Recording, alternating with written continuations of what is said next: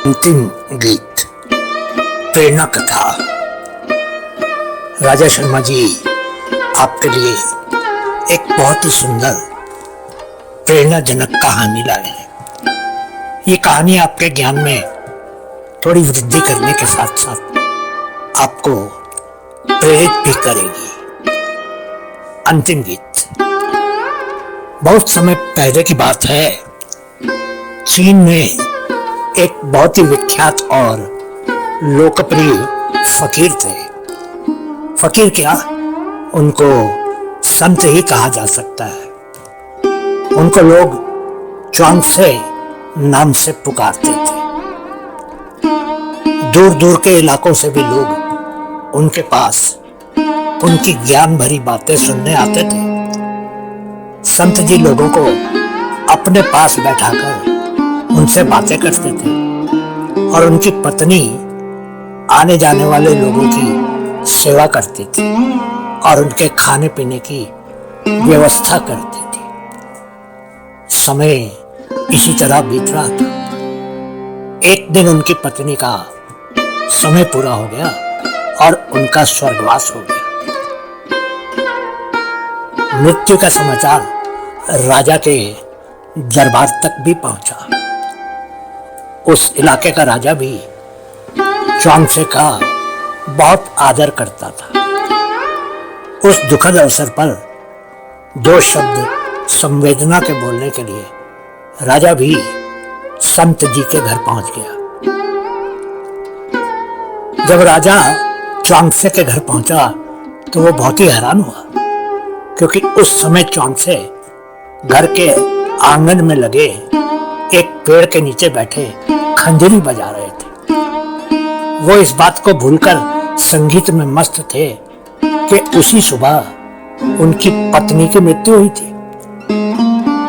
राजा को थोड़ा क्रोध आ गया और राजा ने संत से कहा, ये तो ठीक बात नहीं है।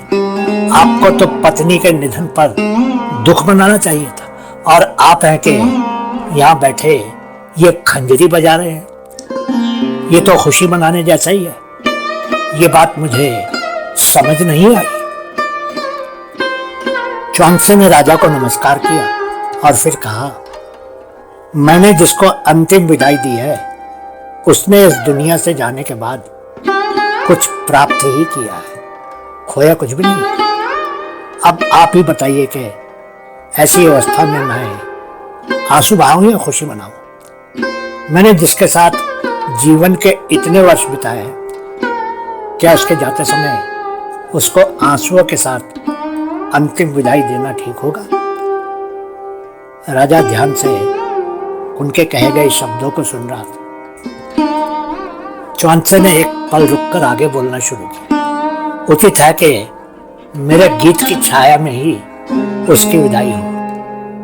उसके आगे के मंगल पथ पर यही उचित होगा कि मेरे आंसुओं की जगह मेरे गीत उसके साथ जाए।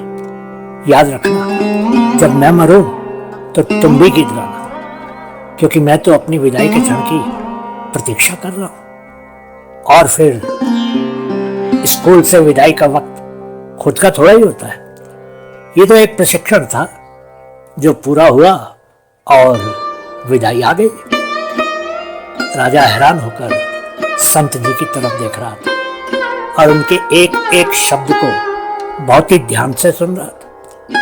संत जी ने आगे कहा, जीवन एक प्रशिक्षण ही तो है। जब परिपक्व होकर कोई विदा होता है तो उसे प्रसन्नता से विदा करना चाहिए। ये सुनकर राजा च्वांगसे के कदमों में गिर पड़ा और बोला, आपने आज असली जीवन ज्ञान देकर मेरी आंखें खोल दी।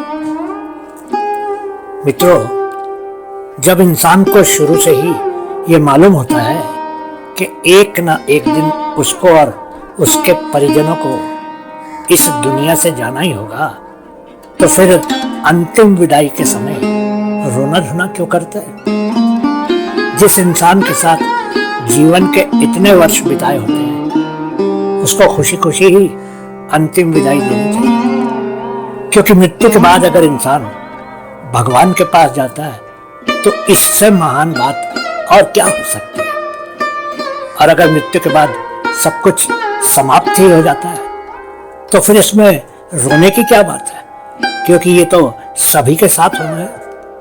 ये जीवन तो तू चल मैं आता हूं वाली एक कहानी है।